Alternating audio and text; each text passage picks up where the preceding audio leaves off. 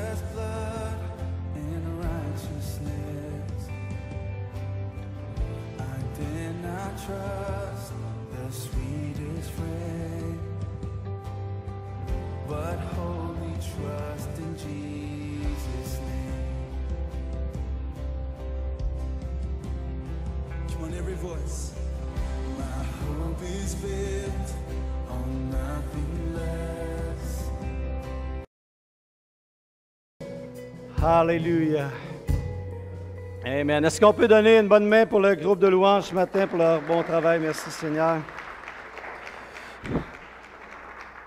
Gloire à Dieu. Donc, je pense que les enfants sont déjà descendus. S'il n'y a pas des enfants qui ne sont pas encore descendus, c'est un bon moment pour aller pour l'école du dimanche. Amen, amen. Gloire à Dieu. Alors, ce matin, je vais apporter un message qui s'appelle « Progresser dans la connaissance de Dieu ». Quand je prêche de dimanche en dimanche différentes fois, on porte des fois différents chapeaux qui sont là, dans le sens que des fois c'est vraiment comme pastoral, vraiment c'est comme pour prêcher et tout, et apporter différentes dimensions. Mais dans le message de ce matin, les quelques messages qui vont venir, je vais plus mettre un peu le chapeau de l'enseignant. Passer un temps pour enseigner. Une des choses que j'aime le plus, c'est prêcher. Et puis, des fois, une des choses que les gens aiment le plus, bien souvent, c'est de se faire prêcher. Parce que c'est dynamique, on prêche par rapport aux besoins. Mais on a besoin de grandir dans la connaissance de Dieu et que tous les aspects de la parole soient apportés dans l'Église. Donc, je vais vraiment rentrer plus dans une dimension, si on veut, mettre un certain chapeau au niveau d'enseigner pour les prochaines semaines, quand ce sera moi qui sera au programme. Donc, le titre du message est « Progresser dans la connaissance de Dieu ». Vous savez, on peut connaître la parole et ne pas connaître Dieu. C'est possible de connaître beaucoup de choses au niveau de la Bible, mais pas vraiment connaître Dieu. Même Jésus a dit lui-même, à un moment donné, il dit de te connaître, en parlant de Dieu, il dit de te connaître, c'est la vie éternelle. De connaître Dieu, c'est la vie éternelle. On a besoin de connaître Dieu. Paul, dans un autre endroit, dans le Nouveau Testament, nous dit aussi, parlant d'un certain groupe de gens, il dit « apprenant sans cesse, mais ne parvenant jamais à la connaissance de la vérité ». Ils apprenaient, c'était des gens comme religieux, des gens qui connaissaient à propos de la Bible et des Écritures et tout cela, mais Paul disait, vous apprenez sans cesse, mais parvenant jamais à la connaissance de la vérité. Tu peux lire, tu peux apprendre, mais pas nécessairement connaître et comprendre. Ailleurs aussi, Jésus parle aux pharisiens et il leur dit aux pharisiens, vous sondez les Écritures, qui parle de moi, mais vous ne venez jamais à moi. Donc, les pharisiens sondaient même les Écritures. Qu'est-ce qui aurait dû les amener à connaître Jésus? Mais ils ne venaient même pas à Jésus pareil. Ils rejetaient Jésus. Pourtant, ils connaissaient les Écritures. Fait qu'on peut connaître les Écritures, mais sans vraiment connaître Dieu, sans vraiment connaître Dieu. Donc, si nous ne comprenons pas bien la Bible dans son contexte littéral, on va se trouver face au danger de lui faire dire ce que nous voulons. On peut prendre la Bible et essayer d'y faire dire ce que nous voulons au lieu de laisser la Bible dire ce qu'elle veut dire. Et on a besoin d'être capable d'avoir comme on appelle, une bonne herméneutique, qui est la science ou l'art de l'interprétation. L'herméneutique, c'est l'art de l'interprétation. Et la plus fiable des herméneutiques, donc pour avoir une meilleure compréhension de la Bible, est l'herméneutique contextuelle historique. Les meilleures façons pour comprendre la Bible, on doit vraiment comprendre qu'est-ce qu'elle voulait dire dans son contexte. L'herméneutique contextuelle historique. Donc la première question à se poser pour avoir une bonne herméneutique contextuelle historique. La première question, lorsqu'on lit notre Bible, si on veut être sûr de ne pas se tromper, lui faire dire ce qu'on veut et non pas la laisser dire ce qu'elle veut nous dire, une des premières choses pour nous protéger, c'est de se poser la question, qu'est-ce que là signifiait pour l'auteur? Pourquoi l'auteur a ça? Eh bien, souvent, c'est facile, parce que l'auteur est en train simplement de nous dire, voici, je vous écris, il se passe telle situation, et c'est la raison pour laquelle que je dois vous écrire. Il y a un problème qui est là, il y a quelque chose que je veux vous enseigner. Donc, on veut comprendre, premièrement, qu'est-ce que l'auteur voulait dire. Et la deuxième question à se poser, c'est qu'est-ce que là signifiait pour les lecteurs originaux? Qu'est-ce que ça voulait dire pour eux? C'était quoi le problème qui était adressé à ce moment-là? Et comme il y avait un contexte qui était différent du nôtre, le message qu'il devait recevoir ne veut pas nécessairement dire le message que nous sommes appelés à recevoir. Donc, pour être capable de bien comprendre, parce que quelquefois, il y a des choses qu'il parlait, que c'était important de leur communiquer et qui étaient vraiment dans leur contexte à eux. Comme par exemple, il y a un endroit dans le Nouveau Testament où on parle des femmes qui ne devaient pas se raser et tout. Mais si on ne comprend pas le contexte historique, à ce moment-là, les femmes qui n'avaient pas de cheveux, ils se découvraient, c'était des femmes qui étaient des prostituées. Donc, si tu ne comprends pas le contexte, tu vas obliger les femmes à adopter un certain comportement ou ce que Paul adressait par rapport au contexte de l'époque. Il y a plusieurs exemples qui sont comme ça, qui nous sont donnés. Donc, on doit avoir une bonne compréhension historique. Une théologie biblique saine va démarrer avec deux présuppositions. Okay, donc, je vous disais, le contexte, l'herméneutique, on doit comprendre le contexte historique. Et pour avoir une bonne théologie biblique saine, on doit avoir deux prépositions qui sont là. La première, c'est d'avoir justement une herméneutique contextuelle historique. Si on veut être sûr de bien comprendre ce que la Bible nous dit, c'est important d'essayer de comprendre le contexte dans lequel c'était dit. Et deuxièmement, on doit comprendre aussi que Dieu se révèle progressivement au travers de la Bible. Œil pour œil, dent pour dent, c'est dans l'Ancien Testament. Ce n'est pas dans le Nouveau Testament. Et si Dieu détruisait certains ennemis du peuple d'Israël, aujourd'hui, on ne parle plus vraiment de rendre le même jugement parce qu'on est maintenant dans la Nouvelle Alliance. Mais alors, si on regarde, et c'est là où des fois les gens se trompent, ils essayent souvent des gens qui ont de la misère avec Dieu, ils ont de la misère avec le Dieu de l'Ancien Testament, parce que le Dieu du Nouveau Testament présente quelque chose de nouveau. Alors, si on ne comprend pas qu'il y a une évolution progressive de la révélation de Dieu, on se trompe. Donc, on doit comprendre le contexte et comprendre qu'il y a une évolution progressive de la Bible. La Bible a été écrite sur une période de 1500 ans par 40 auteurs différents.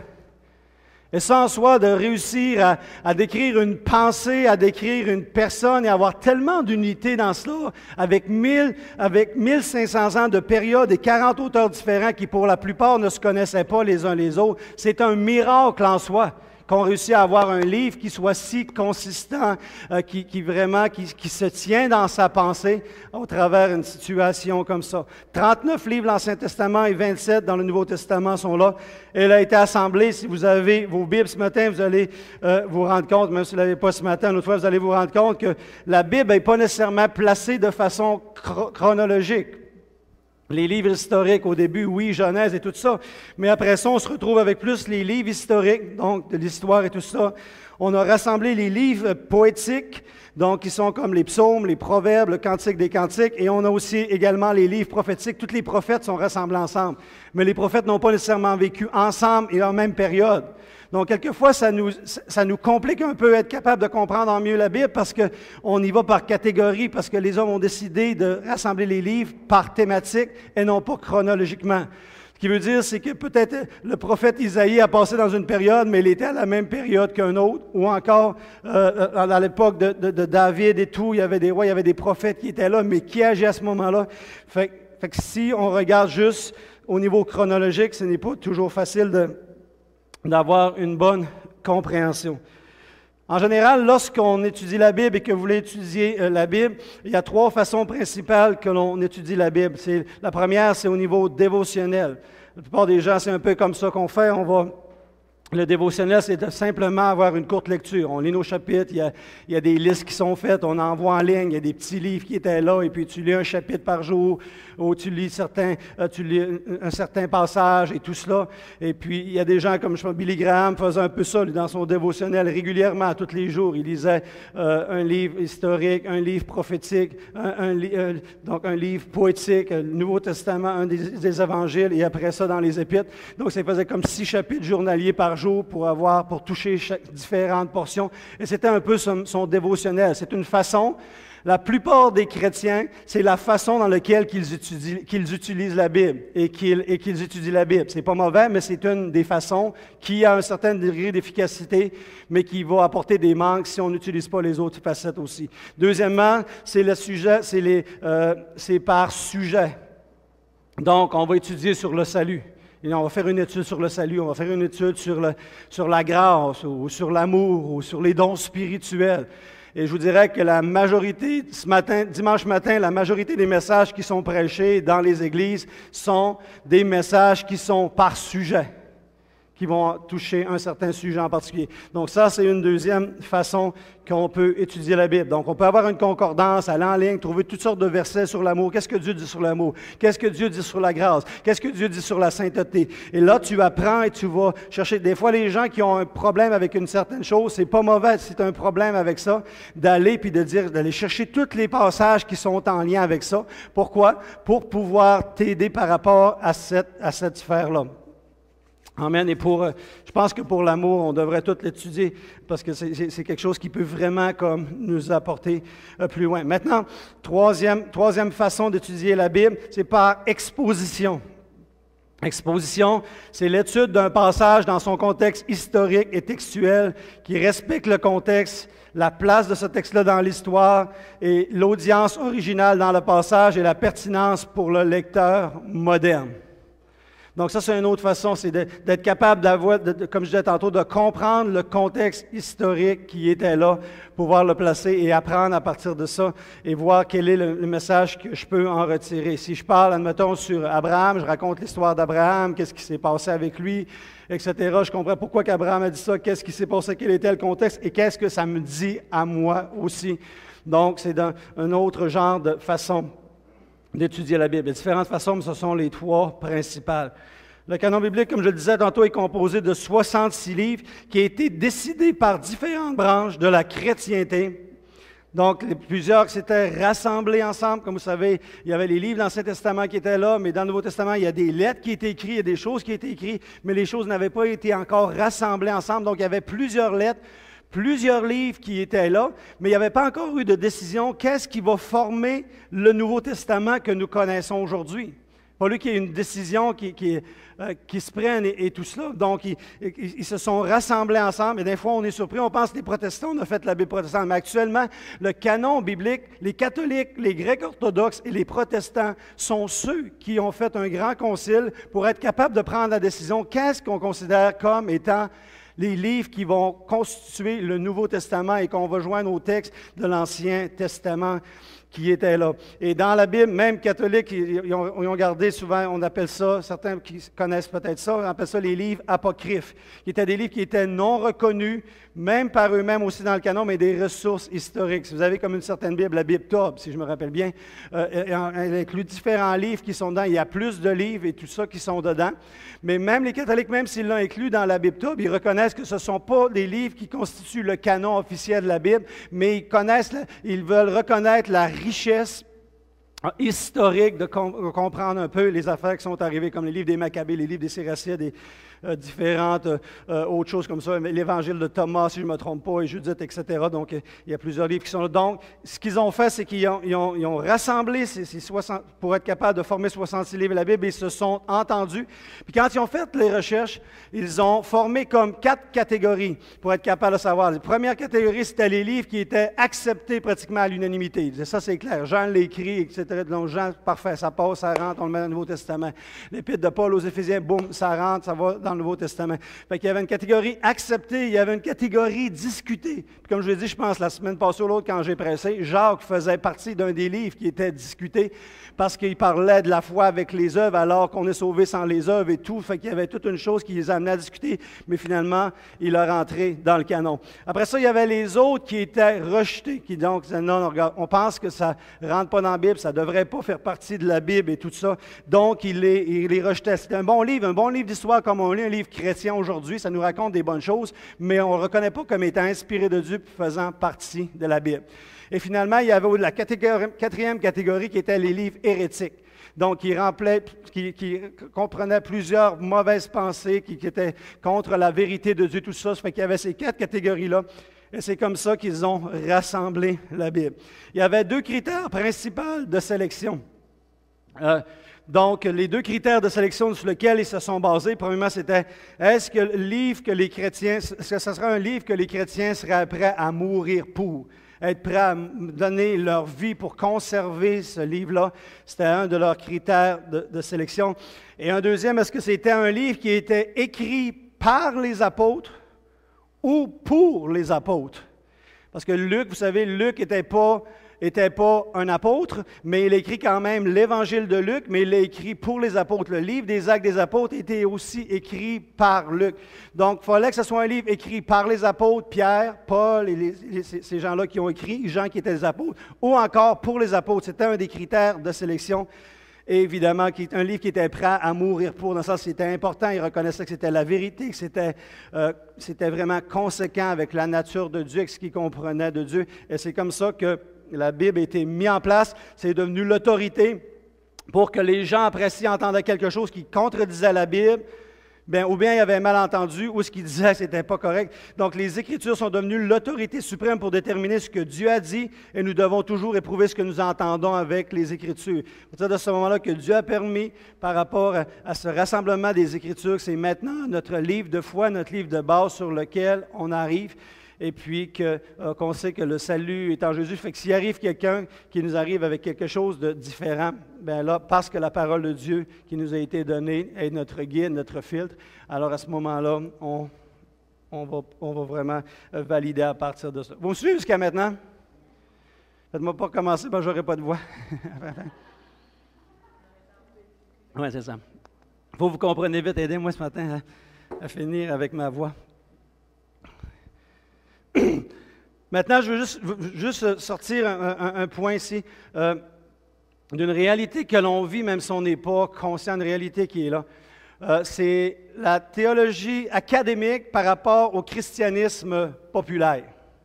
La théorie académique par rapport au christianisme populaire. Le christianisme populaire contient ce que nous avons développé comme culture au travers les années. Voyez-vous, si on devient chrétien aujourd'hui, ça fait des années, depuis que Jésus est venu, tout ça, il y a des choses qui se sont développées. Et on a développé un genre de christianisme populaire où c'est la vie du quotidien du peuple. Les VeggieTales faisaient partie du christianisme populaire. Vous connaissez les VeggieTales? Non, pas tout le monde connaît les VeggieTales. C'était des petits, comme c'était des petits VeggieTales, donc c'est des légumes qui chantaient donc c'était des affaires pour les enfants. Il y avait les bracelets What will Jesus do? Et puis la façon qu'on fait la louange, et puis la façon qu'on dit les choses, la façon qu'un chrétien se comporte, la façon qu'un chrétien s'habille. Durant certaines années, le christianisme populaire imposait que les vrais chrétiens ne portaient pas de jeans. Ce matin, probablement, il y aurait on m'aurait mis dehors de l'église. Non seulement je n'aurais pas prêché, mais je ne m'aurais peut-être même pas assis longtemps dans l'église avec mes jeans il y a quelques années. Je n'avais pas de cravate, je n'avais pas l'onction. C'est le christianisme populaire qui avait établi des choses. Et dans ces choses-là, et on a certaines pensées, certaines choses qui nous sont transmises dans la pensée. Et quelquefois, je le regarde et on voit aujourd'hui, parce que là, on est dans le christianisme populaire aussi, on peut aller voir sur Facebook, on peut aller voir sur Instagram, et il y a plusieurs versets et pensées que l'on se dit les uns aux autres, et puis qu'on dit Amen et on met des likes. Mais dans le fond, on l'a hérité du christianisme populaire. Et parce que c'est là que c'est populaire et qu'on le pense, et c'est comme ça devant des années, on assume que c'est correct. Puis il y a des choses, ça ne veut pas dire que toutes les choses du christianisme populaire sont mauvaises, mais ça veut simplement dire que ça fait partie de la réalité de ce que la majorité des chrétiens vivent dans le quotidien, sont alimentés par le christianisme populaire, ce qui est populaire. Et en parallèle avec ça, c'est qu'il y a ces deux courants-là, que vous en êtes conscient ou non. Il y a le christianisme populaire dans lequel on vit, on reçoit les choses, mais également il y a la chrétienté académique. Qu'est-ce que la chrétienté académique? Elle comprend premièrement des théologiens. Quand on parle de théologiens, dire théos pour Dieu, et logien parle de logique, de science. Donc, les théologiens, c'est des gens qui étudient la logique de Dieu, qui essayent de comprendre la connaissance de Dieu. Et dans la chrétienté académique, ça a une grande valeur pour les conversations théologiques et les débats. Donc, eux autres, ce courant qui est là, c'est des gens que des fois on ne se rend pas compte, mais ils sont en train de débattre les saines doctrines, les fausses doctrines, quelle est la vérité, c'est quoi que ça veut dire en hébreu, qu'est-ce que ça dit en grec et tout ça. Et donc ils se débattent et essayent de comprendre davantage qui est Dieu. Et un peu, ce qui est un peu triste des fois là-dedans, c'est que il y a vraiment des substances extrêmement importantes, des vérités qui sont découvertes par ces gens-là, mais des fois, ils ne font pas leur chemin jusqu'à le christianisme populaire.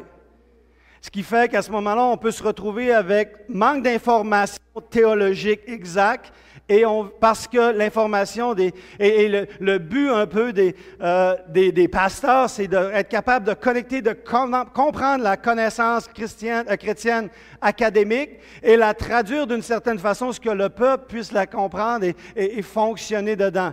Et si on serait...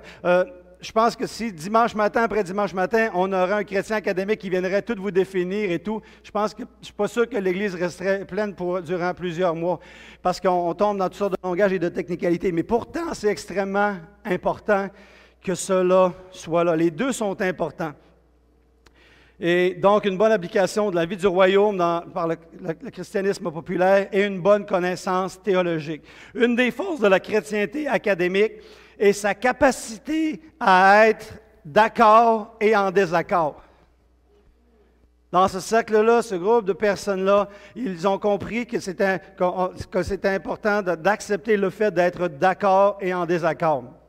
Tandis que dans le christianisme populaire, on a tendance à créer des divisions, des disputes et des jugements avec les désaccords.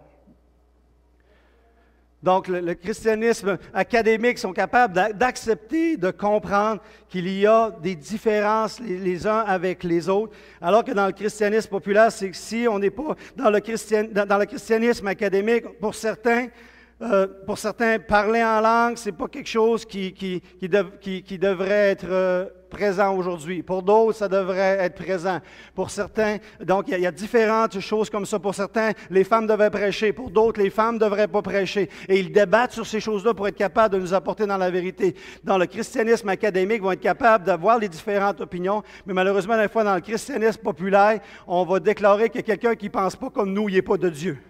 Que c'est un antéchrist, que c'est un menteur, que c'est un ci, que c'est un ça, et on va être agressif et on va créer des divisions. Et au lieu de travailler ensemble, au lieu d'accepter, comme dans le mode du christianisme académique, qu'on peut avoir des différences et rester des frères et des sœurs dans la foi parce qu'on croit en Jésus. Quand tu commences, il y a une place que ça traite vraiment les gens comme d'antéchrist dans la Bible.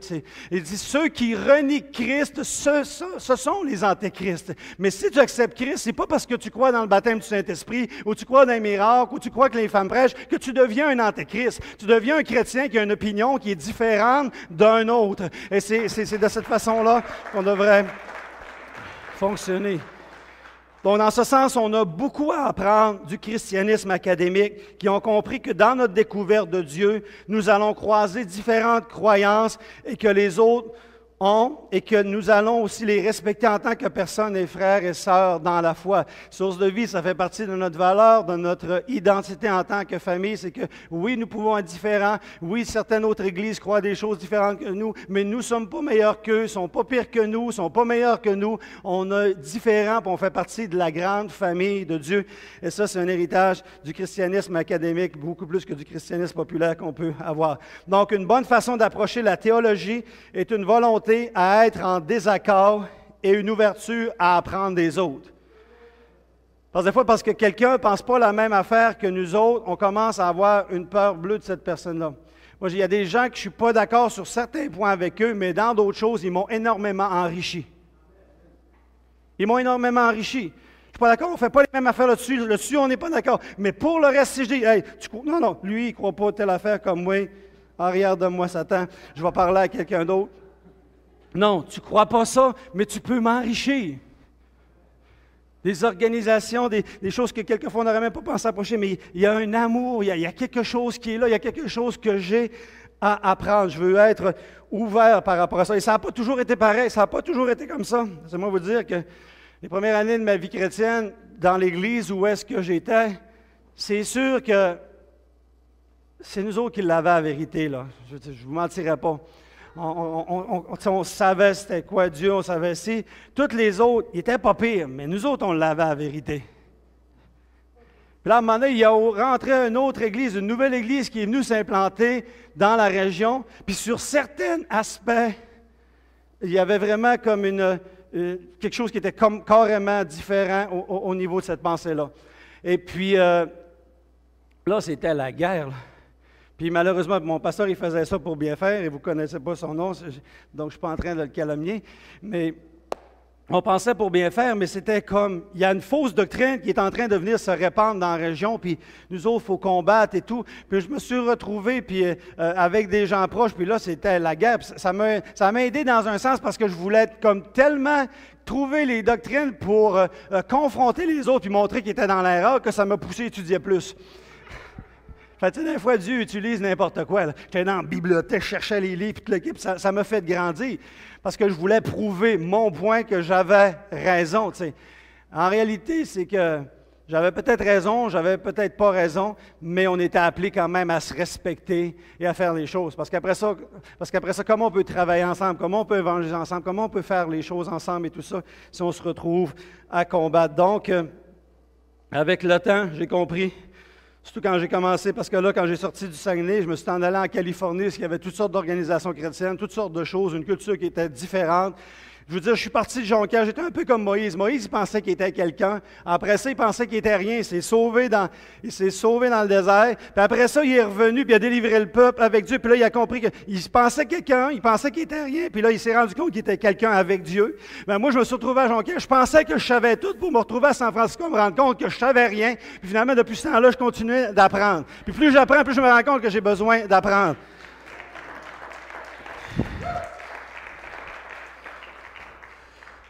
Juste par information et tout ça, les gens aiment avoir l'information. La plus vieille traduction de la Bible, parce que l'Ancien Testament, comme la Bible était écrite, c'était en hébreu dans l'Ancien Testament. À un moment donné, pour que le peuple puisse le comprendre, parce qu'Alexandre le Grec et la langue grecque était la langue qui était répandue pratiquement partout dans le monde, à un moment donné, les Romains ont pris le contrôle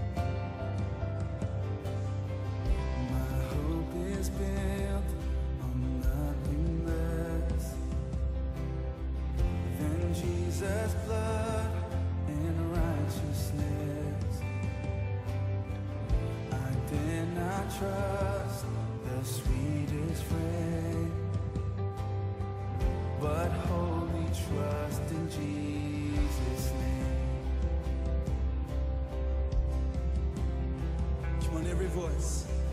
My hope is built